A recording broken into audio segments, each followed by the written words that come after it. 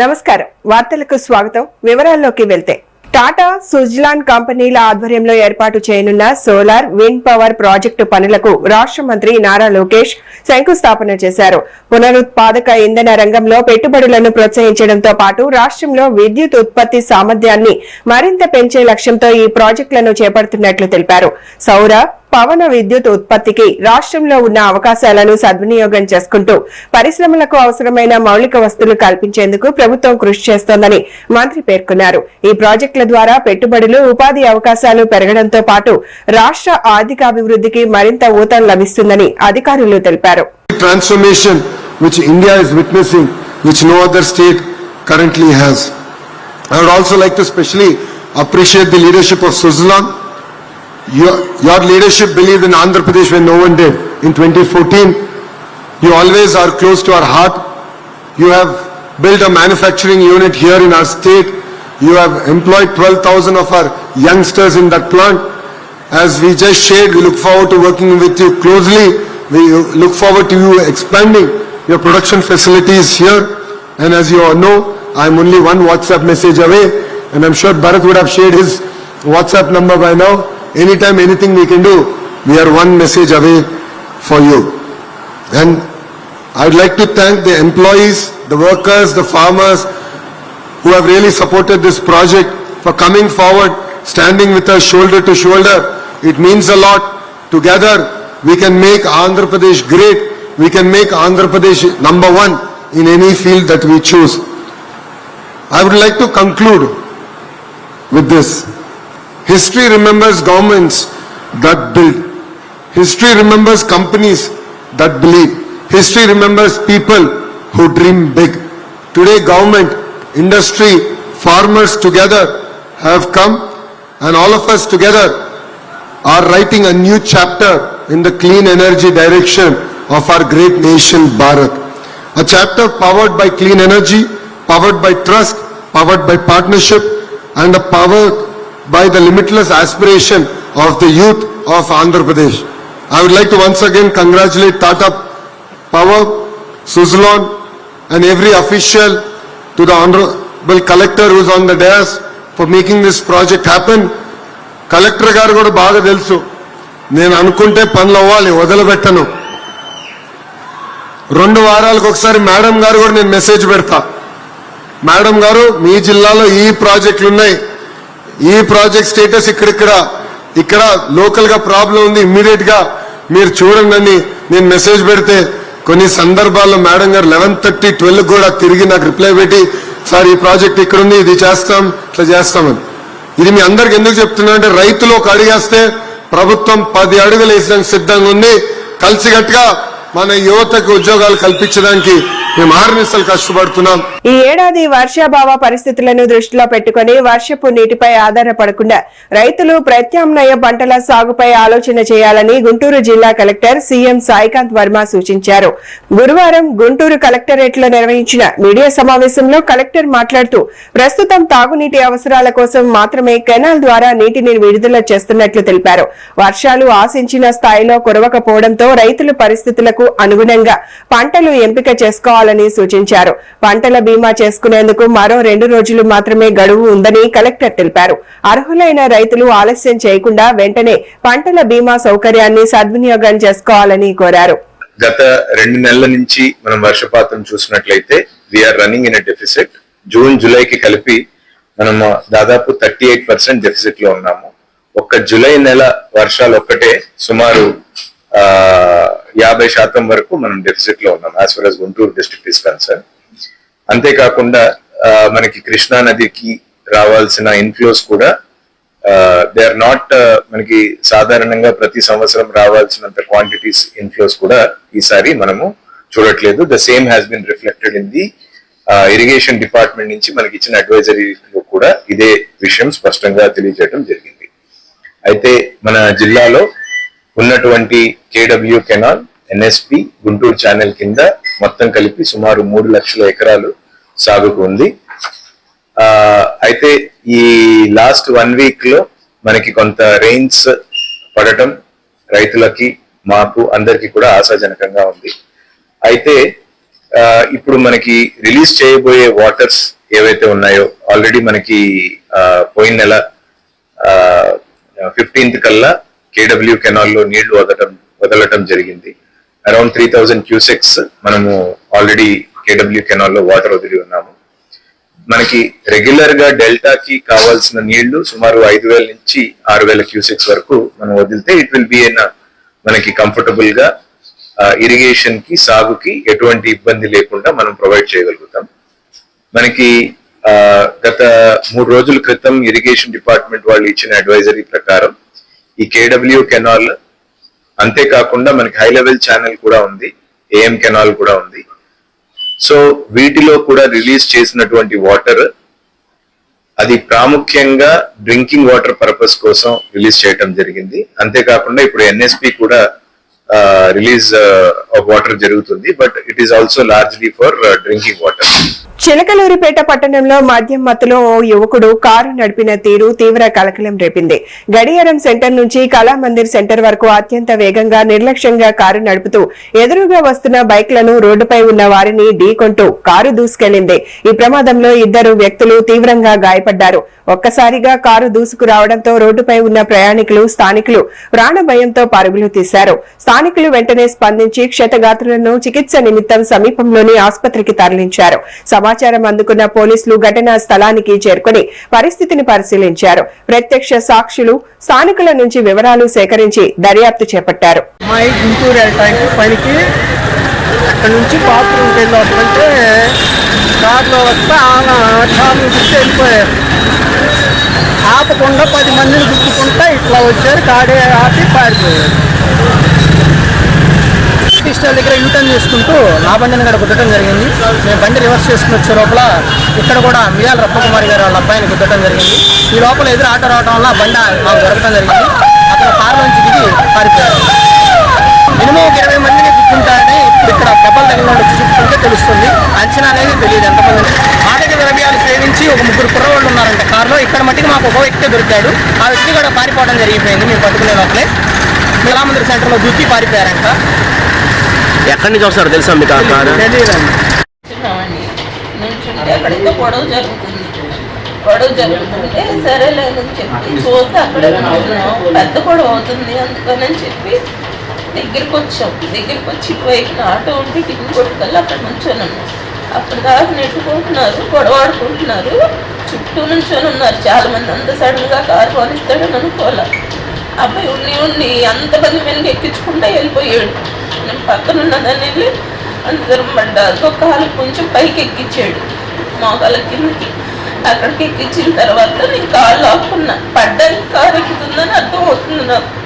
అర్థమవుతుంది కాళ్ళు లాక్కున్నా. అదిగో గిలకపోయినగా టైర్ బాల్ ఇచ్చాడు. నాతోటి పాటు చాలా మందికి తగ్గింది దెబ్బలు. పేరేనమ్మా? స్వప్న. ఎవరు? పసుమత్ తల్లి. ఎక్కడ ఉంటారు మీరు?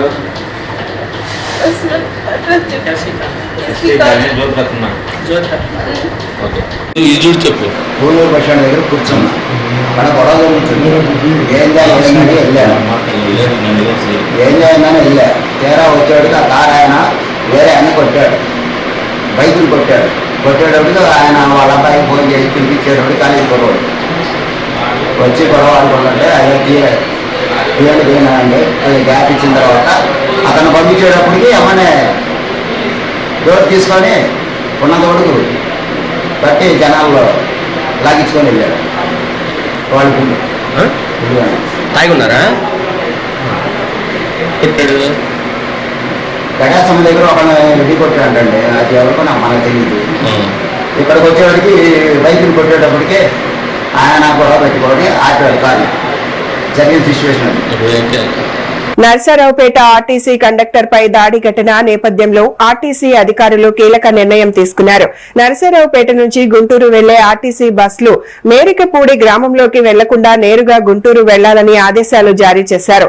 నర్సారావుపేట నుంచి గుంటూరు వెళ్లే అన్ని బస్సులు మేరికపూడి గ్రామంలోకి వెళ్లరాదని నిర్ణయించారు. ఈ మేరకు నర్సారావుపేట ఆర్టీసీ బస్టాండ్ లో డిపో మేనేజర్ నోటీసు బోర్డులలో ప్రకటన ఉంచారు. గతంలో నర్సారావుపేట నుంచి మేరికపూడి గ్రామంలోకి వెళ్లి అక్కడి నుంచి గుంటూరు వెళ్లే బస్సులను ప్రస్తుతం సమస్య పరిష్కారం అయ్యే వరకు గ్రామంలోకి వెళ్లకుండా తాత్కాలికంగా మళ్లించారు. మేరికపూడి వద్ద ఆర్టీసీ బస్సును అడ్డుకున్న కొందరు మహిళలు కండక్టర్ పూర్ణచంద్రపై దాడికి పాల్పడినట్లు అధికారులు తెలిపారు.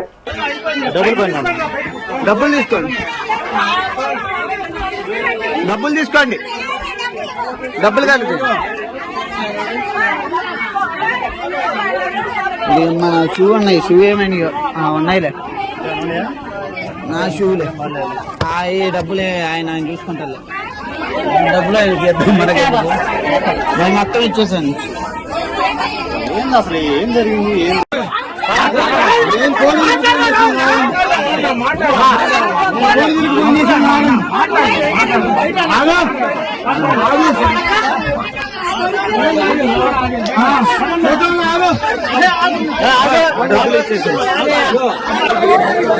దేనికైనా మంచిగా నా సేఫ్టీకి ఏమైంది? లాగితే బాగోదు. నువ్వు అంటే ఎందుకు లాగుతున్నావు నన్ను? లాగితే తప్పు. మా వాళ్ళు కూడా అంటారు నువ్వు అక్కడ లాగితే తప్పు. ఎందుకు లాగుతున్నావు నన్ను? లాగొద్దు. ఎందుకు లాగుతున్నావు? నేనేం తప్పు చేశానా? నన్ను ఎందుకు లాగుతున్నావు? నీ పేరేదో చెప్పు. ఎందుకు లాగుతున్నావు నన్ను? ఎందుకు లాగుతున్నావు? నీ తప్పు చేయవాకు. నన్ను ఏళ్ళు చూపిస్తావు ఎందుకు? అన్న నన్ను అంటే నేను ఎందుకైనా సేఫ్టీ కొని తీయమన్నా. ఆయన దీపన్నాడు.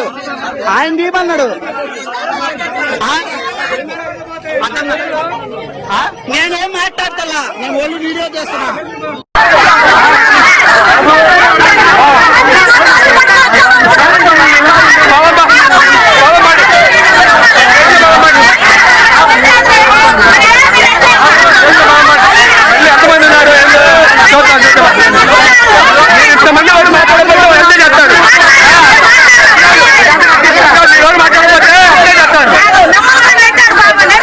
గుంటూరులో మాజీ మంత్రి అంబటి రాంబాబు ఆధ్వర్యంలో సమన్వయకర్తల సమావేశం నిర్వహించారు.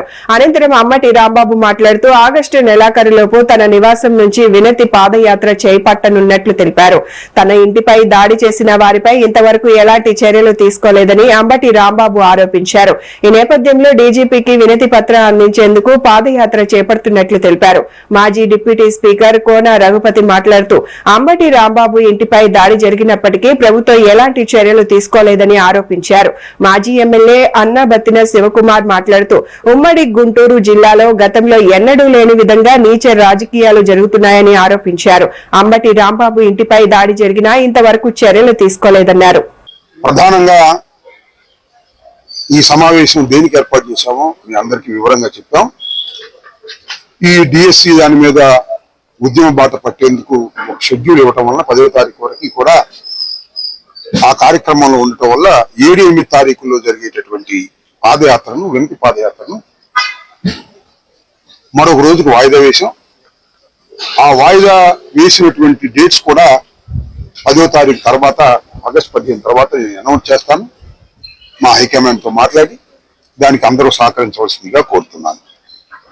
ముఖ్యంగా మీ అందరికీ పదే చెప్పడం కాదు కానీ ఒక జరిగిన అప్రజాస్వామికమైన ఆటవిక చర్య మా ఇంటి మీద జరిగింది పట్టపగలి. దాని మీద ఈ ప్రభుత్వం, ఈ పోలీస్ యంత్రాంగం యాక్షన్ తీసుకోలేదు. ఒక్కరిని కూడా అరెస్ట్ చేయలేదు.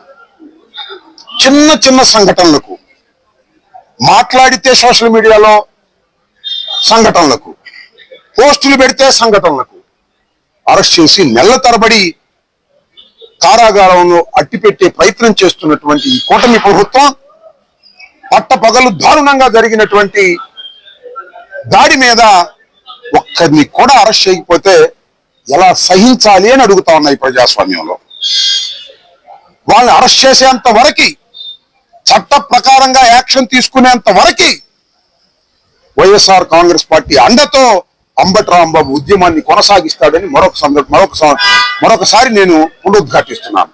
గుంటూరు జిల్లా 3 జిల్లాలుగా విడిపోయినప్పుడు కూడా పాత గుంటూరు జిల్లా స్మృతుల్ని నెమరు వేసుకునే విధంగా ఈరోజు అంబటి రాంబాబు గారు ఇక్కడ ఒక విందు కార్యక్రమం ఏర్పాటు చేయటం, ఇక్కడ ఇచ్చినటువంటి వైఎస్ఆర్సీపీ సమన్వయకర్తలు, వైఎస్ఆర్సీపీ అందరం ఒక కుటుంబ సభ్యుల్లాగా 3 జిల్లాల్లో కూడా రేపు రాబోయే రోజుల పార్టీ పటిష్టం గురించి డిస్కస్ చేయడం జరిగింది. ముఖ్యంగా ఈ రోజున మీ అందరి ముందు నేను మాట్లాడటానికి కారణం, ఏదైతే రాంబాబు గారు తలపెట్టినటువంటి చలో డీజీపీ ఆఫీస్ అనేటువంటి యాత్ర మరి మా పార్టీ పిలుపు. ఎందుకంటే ఈరోజు విద్యార్థుల పవర్ చూసాం. ఒక కేంద్ర మంత్రి రాజీనామా చేయటం అంటే ఒక ప్రధానమంత్రి తల వంచటమే. నరేంద్ర మోడీ గారి తలలో ఉంచినటువంటి పరిస్థితి ఈరోజు విద్యార్థుల ఉద్యమానికి కనపడతా ఉంది. మరి ఈ రోజున ఒక పేపర్ లీక్ అయితేనే ఈరోజు అంత ఉద్యమం జరిగింది.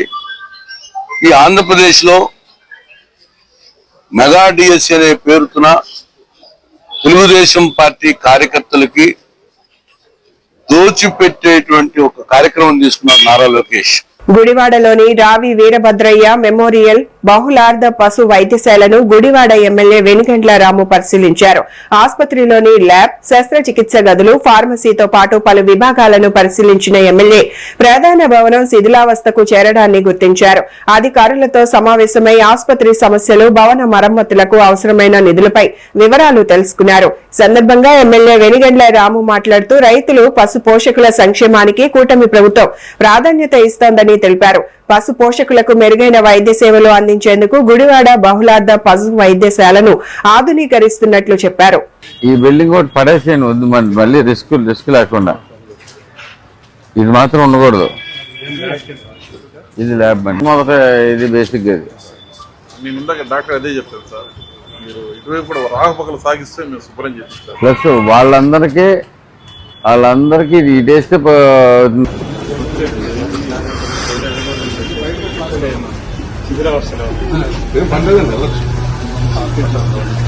అమలాపురం నుంచి డాక్టర్ బిఆర్ అంబేద్కర్ కోనసీమ జిల్లా కలెక్టర్ కార్యాలయం వరకు ర్యాలీ నిర్వహించారు. కూటమి ప్రభుత్వానికి వ్యతిరేకంగా పెద్ద ఎత్తున నినాదాలు చేశారు. ఈ సందర్భంగా రాష్ట్ర విద్యార్థి విభాగం నాయకుడు జక్కంపూడి రాజా మాట్లాడుతూ కూటమి ప్రభుత్వం తమపై పెట్టే కేసులకు భయపడేది లేదని అన్నారు. ఎమ్మెల్సీ తోట త్రిమూర్తులు మాట్లాడుతూ కూటమి ప్రభుత్వం ఎన్నికల సమయంలో ఇచ్చిన హామీలను విస్మరించిందని, విద్యార్థులు, యువతకు ఇచ్చిన హామీలను అమలు చేయడంలో విఫలమైందని విమర్శించారు. వైసీపీ నేత పిల్లి సూర్యప్రకాష్ మాట్లాడుతూ నీట్ పేపర్ లీక్ ఘటనలో కేంద్ర విద్యాశాఖ మంత్రి రాజీనామా చేసినట్లుగానే రాష్ట్రంలో ఫీజు రియంబర్స్మెంట్ బకాయిలు చెల్లించకపోవడం, నిరుద్యోగ భృతి హామీ అమలు చేయకపోవడం, డిఎస్సీ అవకతవకలపై సిబిఐ విచారణ జరిపించాలని డిమాండ్ చేశారు. ఈ అంశాలకు బాధ్యత వహిస్తూ రాష్ట్ర విద్యాశాఖ మంత్రి నారా లోకేష్ తక్షణమే రాజీనామా చేయాలని కోరారు. నా పేరు ఎన్ వెంకటరావు అండి, CRMP union doctor BR Ambedkar Konaseema జిల్లా ప్రెసిడెంట్. మరి ఈ రోజు రాష్ట్ర వ్యాప్తంగా 26 జిల్లాల్లో 26,000 మంది మరి సిఐటి ఆధ్వర్యంలో జిల్లా కలెక్టరేట్ ఎదుట మా యొక్క నిరసన నిర్వహించడం జరుగుతుంది. మరి ఈ రోజు ముఖ్యంగా సమగ్ర శిక్షలో సిఆర్ఎంపీల యొక్క పాత్ర తీసుకుంటే మరి విద్యా వ్యవస్థకి మూల స్తంభాలుగా ఉన్నారు. విద్యా వ్యవస్థలో ఏ విధమైన మనకి విద్యాపరమైన కార్యక్రమాలు చేపట్టాలన్నది ఫీల్డ్ లెవెల్లో మరి సిఆర్ఎంపీల ద్వారా, అంటే సిఆర్పీలు అండి, రీసెంట్ గా మరి సిఆర్ఎంపీ అని పేరు పెట్టారు. డాక్టర్ బిఆర్ అంబేద్కర్ కోనసీమ జిల్లా సిఐటి జిల్లా అధ్యక్షుడిని. నా పేరు దుర్గా ప్రసాద్. ఈరోజు ఆంధ్రప్రదేశ్ రాష్ట్ర వ్యాప్తంగా సిఐటి ఆధ్వర్యంలో 71 ఎంప్లాయ్మెంట్ సందర్భంగా ఈరోజు కనీస వేతన మినిమం వేజ్ 26,000 రూపాయలు ఇవ్వాలని ఈ విభాగాల్లో పనిచేసే కార్మికులందరూ కూడా, ఉద్యోగులందరూ కూడా అంబేద్కర్ కోనసీమ జిల్లా కలెక్టర్ ఆఫీస్ దగ్గరకు రావడం జరిగింది. వీరందరూ కూడా 108 మున్సిపల్, ప్రభుత్వ పాఠశాలలో పనిచేస్తున్న నైట్ వాచ్మెన్లు, గోమిత్ర, మొత్తం అలాగే గోపాల మిత్ర, అలాగే సర్వశిక్ష అభియాన్, అలాగే గ్రామ పంచాయతీ వీడి ప్రాంగాల్లో పనిచేసిన వాళ్ళందరూ కూడా పెద్ద ఎత్తున చేయలేదు. వీళ్ళకి మినిమం 26,000 రూపాయలు ఇవ్వాలి, సుప్రీంకోర్టు తీర్పు సమాన పని సమాన వేతనం ఇవ్వాలని ప్రధాన డిమాండ్. కొంతమందికి అయితే 62 సంవత్సరాలు డిమాండ్ పెట్టారు. ఈ డిమాండ్ అన్ని కూడా రాష్ట్ర ప్రభుత్వం వెంటనే సానుకూలంగా స్పందించి తక్షణమే పరిష్కరించాలని సందర్భంగా డిమాండ్ చేస్తా ఉన్నాం. లేని ఏడాది ఈ కార్యక్రమాన్ని రాష్ట్ర వ్యాప్తంగా ఉద్యమం తీవ్రతరం చేస్తామని సందర్భంగా తెలియజేస్తాం. ఈ రోజు రాష్ట్ర జేఏసీ పిలుపు మేరకు డాక్టర్ బిఆర్ అంబేద్కర్ కోనసీమ జిల్లాలో కలెక్టర్ ఆఫీస్ దగ్గర రాష్ట్ర కాంట్రాక్ట్ అవుట్సోర్సింగ్ ఉద్యోగుల ఆధ్వర్యంలో జిల్లా కాంట్రాక్ట్ అవుట్సోర్స్ ఉద్యోగుల ఆధ్వర్యంలో ఈ నిరసన కార్యక్రమాన్ని ప్రారంభించాము. నేను డాక్టర్ బిఆర్ అంబేద్కర్ కోనసీమ జిల్లా సమగ్ర శిక్ష ఉద్యోగుల జే చైర్మన్ శ్రీనివాస్ మాట్లాడుతున్నాను. గత 15 సంవత్సరాలుగా ఈ రాష్ట్ర ప్రభుత్వంలో మేము పనిచేస్తున్నాము. అలాగే మాతో పాటు రాష్ట్రంలో ఉన్న సుమారు 5 లక్షల మంది కాంట్రాక్ట్ అవుట్సోర్సింగ్ ఎంప్లాయీస్ అన్ని విభాగాలను, ఆ మున్సిపల్ విభాగం కానీ, పంచాయతీ కానీ, రెవెన్యూ కానీ, గోపాల మిత్ర కానీ, అలాగే అన్ని డిపార్ట్మెంట్లు కాంట్రాక్ట్ ఎంప్లాయీస్ రాష్ట్రం మొత్తం మీద 5 లక్షలు ఉండడం జరిగింది. సంవత్సరాలుగా మెడికల్ హెల్త్ లో సార్ సెకండ్ ఏఎన్ఎం లోనే జాయిన్ అయ్యామండి. అంటే సెకండ్ ఏఎన్ఎం అన్న మాట కానీ రెగ్యులర్ ఏఎన్ఎం తో సమానంగా పనిచేసుకొస్తున్నామండి 18 సంవత్సరాల నుంచి. కోవిడ్ టైంలో కూడా మా ప్రాణాలు సహితం లెక్క చేయకుండా మేము మా గ్రామ ప్రజలందరికీ సేవ చేసామండి, ప్రాణాలు రక్షించామండి. అయినప్పటికీ కూడా మమ్మల్ని గవర్నమెంట్ గుర్తించకుండా, మమ్మల్ని రెగ్యులేట్ చేయకుండా, అట్లీస్ట్ మాకు సమాన పని సమాన వేతనం ఇవ్వకుండా, మాకు ఏ విధమైన ఎలిమెంట్స్ లేకుండా మమ్మల్ని పని చేయించుకుంటున్నారే తప్ప మా కష్టాన్ని గుర్తించట్లేదండి. మా సెకండ్ హ్యాండ్స్ చాలా మంది హార్ట్ అటాక్ లో చనిపోతున్నారు, యాక్సిడెంట్ లో చనిపోతున్నారు. కానీ వారికి ఏ విధమైన బెనిఫిట్స్ లేకుండా కుటుంబాలు కూడా రోడ్డున పడి చాలా అన్యాయం అయిపోతున్నాయండి. డాక్టర్ బిఆర్ అంబేద్కర్ కోనసీమ జిల్లా వ్యవసాయ మార్కెట్ కమిటీ అవసరం ఉద్యోగుల జిల్లా అధ్యక్షులు కొద్దిరాజన్న పేరు. మేము మార్కెట్ కమిటీ ఈ రోజు సిఐటియు అనుబంధ సంస్థగా మేము పనిచేయడం జరుగుతుంది. రాష్ట్ర వ్యాప్తంగా పిలుపునివ్వడం జరిగింది. ఈ కార్యక్రమంలో భాగంగా మార్కెట్ కమిటీలో పనిచేస్తున్నటువంటి అవుట్సోర్సింగ్ ఉద్యోగులు అందరూ కలిపి, వివిధ శాఖల్లో పనిచేయడం చేస్తున్నటువంటి అవుట్సోర్సింగ్ ఉద్యోగులు అందరూ కలిపి మన కోనసీమ జిల్లా డాక్టర్ బిఆర్ అంబేద్కర్ కోనసీమ జిల్లా కలెక్టరేట్ వద్ద ధర్నాన్ని నిర్వహించడం జరుగుతుంది. ఈ కార్యక్రమానికి మాకు చాలీన జీతాలతో మేము 20 సంవత్సరాల నుంచి 30 సంవత్సరాల వరకు మేము పనిచేయడం జరిగింది. ఇప్పటికీ కూడా మాకు చాలీన జీతాలే తీసుకుంటున్నాం.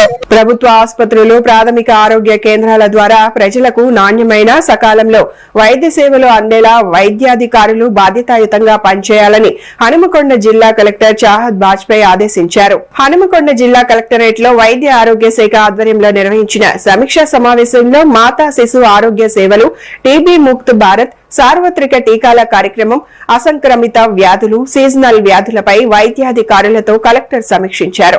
సందర్భంగా ఆరోగ్య కేంద్రాల వారీగా మాతా శిశు సంరక్షణ సేవలు, టీబీ నియంత్రణ కార్యక్రమాలు, ఎన్సీడీ కార్యక్రమాల అమలుపై వివరాలు అడిగి తెలుసుకున్నారు. ప్రభుత్వ ఆసుపత్రిలో ప్రసవాల సంఖ్య గణనీయంగా పెరగాలని కలెక్టర్ సూచించారు.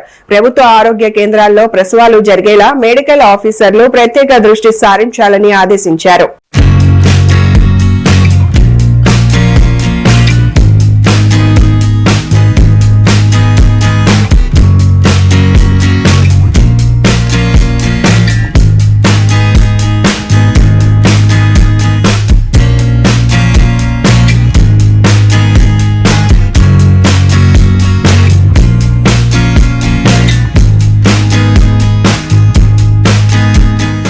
రాష్ట్ర ప్రధాన ఎన్నికల అధికారి సి సుదర్శన్ రెడ్డి హైదరాబాద్ నుంచి జిల్లా ఎన్నికల అధికారులతో వీడియో కాన్ఫరెన్స్ నిర్వహించారు.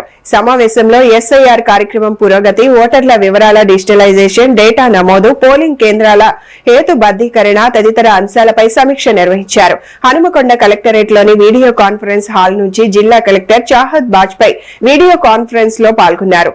ఎన్నికల ప్రక్రియకు సంబంధించిన పనులను సమర్థవంతంగా పూర్తి చేయడం, ఓటర్ల వివరాల నమోదు, డేటా డిజిటలైజేషన్ లో ఎలాంటి లోపాలు లేకుండా చర్యలు తీసుకోవడంపై సమావేశంలో చర్చించారు.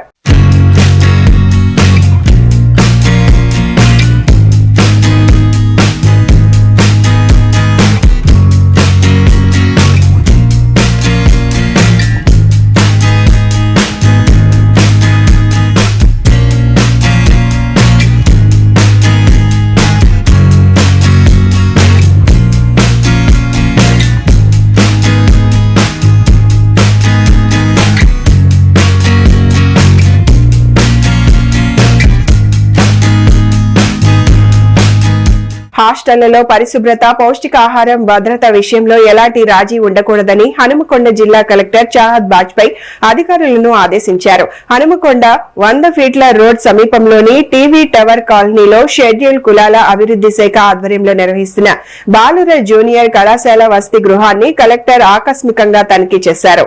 హాస్టల్ ప్రాంగణం, విద్యార్థుల గదులు, వంటగది, భోజనశాలను పరిశీలించిన కలెక్టర్ విద్యార్థులకు సిద్ధం చేసిన భోజనం నాణ్యత, నిత్యావసర సరుకుల నిల్వలను పరిశీలించారు. అనంతరం హాస్టల్లోని విద్యార్థులతో కలెక్టర్ నేరుగా మాట్లాడి భోజనం, తాగునీరు, విద్యుత్, పారిశుద్ధ్యం, ఇతర సౌకర్యాలపై వివరాలు అడిగి తెలుసుకున్నారు.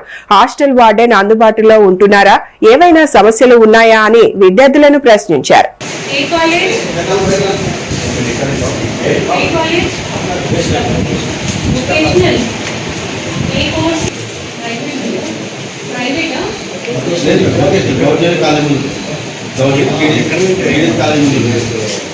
బస్ స్టాండ్ దగ్గర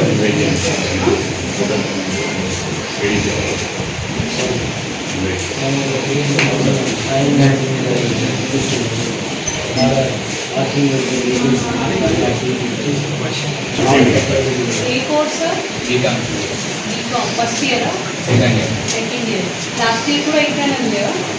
క్లీనింగ్ అంతా కోసం రారు ఎవరైనా? ఎంతమంది స్టాఫ్ ఉన్నారు ఇక్కడ? వంట చేసిన వాళ్ళు వస్తుంటే మీతో పాటు ఏం వస్తారు? క్లీనింగ్ కోసం వస్తారా ఎవరైనా? టాయిలెట్స్, వాష్రూమ్ క్లీన్ చేస్తారా? చేస్తారా? వార్డెన్ వస్తారా అప్పుడు? ఇప్పుడు రాలే 11:30 అయింది.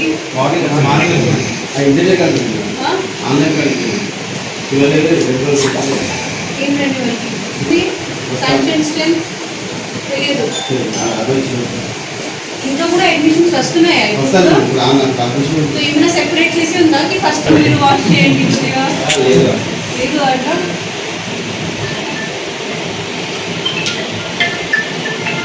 పార్ట్ టైం కూడా వర్క్ కూడా చేస్తున్నారా ఏమైనా? ఎవరైనా part time works, no part time jobs?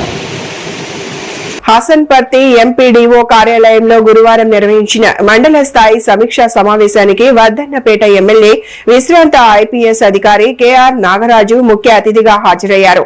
సందర్భంగా అధికారులు ఎమ్మెల్యేకు పూల మొక్క అందజేసి స్వాగతం పలికారు. అనంతరం మండలంలోని అభివృద్ది సంక్షేమ కార్యక్రమాలపై అధికారులు, సర్పంచ్లతో ఎమ్మెల్యే సమీక్ష నిర్వహించారు. సర్పంచ్లు, అధికారులు సమన్వయంతో పనిచేసే గ్రామ ప్రజలకు మెరుగైన సేవలు అందించాలని కెఆర్ నాగరాజు సూచించారు. ఎల్నినో ప్రభావంతో రైతులకు ఆరుతడి పంటలపై అవగాహన కల్పించాలని అధికారులను ఆదేశించారు.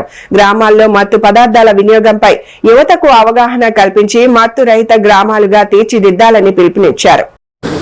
సమస్య, విద్యుత్ సమస్య కానీ, నీటి సమస్య కానీ, ఎలాంటి సమస్యలు, చిన్న చిన్న సమస్యలను ఏదైతే ఫోన్ల ద్వారా పరిశీలించుకోబడతాయి. కాబట్టి నేను అందుకనే రైల్వే ఎమ్మెల్యే ఇక్కడ ఎవరు పెట్టలేము, మనం ఉద్యోగం పెట్టినాం. నాకు తెలిసి వేరే ఎమ్మెల్యేల దగ్గర ఎక్కడ కూడా లేదు. ఓన్లీ ఒక నాగరాజు అనే ఎమ్మెల్యే దగ్గరనే ఉంది. నేను చదువుకున్నామని కాబట్టి ఆ రైల్వే ఎమ్మెల్యే పెట్టినాను. తప్పనిసరిగా ఆ ఫోన్ వినియోగించి మా సర్పంచ్ కూడా చెప్తున్నాను. ఎలాంటి విషయాలు ఉన్నా కూడా ఫోన్ ద్వారా సమస్యలు చెప్పండి, మీ ద్వారా కానీ. అలాగే వ్యవసాయం కోసం చెప్పినాను, విజ్ఞానం కోసం చెప్పాను, వైద్యం, మూడు ఇంపార్టెంట్. ఎడ్యుకేషన్, మెడికల్ ఫెసిలిటీస్ ఏర్పాటు చేయాల్సిన బాధ్యత మన పైన ఉంటుంది. మరి గ్రామంలో హెల్త్ కూడా ఇంపార్టెంట్. హెల్త్ ఈజ్ వెల్త్ అన్నారు. ఆరోగ్యంగా ఉండే విధంగా చూడాల్సిన బాధ్యత కూడా, అంటే కాలనీలో గుర్తు కాలనీలు కాకుండా ఎప్పుడప్పుడు పరిశుభ్రత, తడి చెత్త, పొడి చెత్త ఇవన్నీ చూడాల్సిన బాధ్యత కూడా. మీరు ఉదయం చేసి వాకింగ్ లాగా వెళ్ళిపోండి, మీకు ఆరోగ్యంగా ఉంటుంది, అన్ని వాడలు తిరిగినట్టు కూడా ఉంటుంది. మీ వార్డ్ సభ్యులను తీసుకొని సర్పంచ్లందరూ కూడా ఇలా మార్నింగ్ వాక్ చేస్తే బాగుంటుంది. అన్ని సమస్యలు ప్రజల వద్ద మీరైపోతే బాగుంటుందని నేను కోరుకుంటున్నాను. కడపలోని తిరుమలకు తొలి గడపగా ప్రసిద్ధి చెందిన దేవుని కడప శ్రీ లక్ష్మీ వెంకటేశ్వర స్వామి ఆలయంలో శ్రవణ నక్షత్రం సందర్భంగా శ్రీవారి కళ్యాణ మహోత్సవం వైభవంగా నిర్వహించారు. తెల్లవారుజాము నుంచే శ్రీదేవి, భూదేవి సమేత లక్ష్మీ వెంకటేశ్వర స్వామి వారికి ప్రత్యేక పూజలు, నిత్య కైంకర్యాలు నిర్వహించారు. ఆలయ అర్చకులు మయూరం కృష్ణ స్వామి బృందం వేద మంత్రోచ్చారణల మధ్య శాస్త్రోక్తంగా కళ్యాణ మహోత్సవాన్ని నిర్వహించగా భక్తులు గోవింద నామ స్మరణలతో పాల్గొన్నారు. అనంతరం విచ్చేసిన భక్తులకు టీటీడీ అధికారులు తీర్థ ప్రసాదాలు అందజేశారు.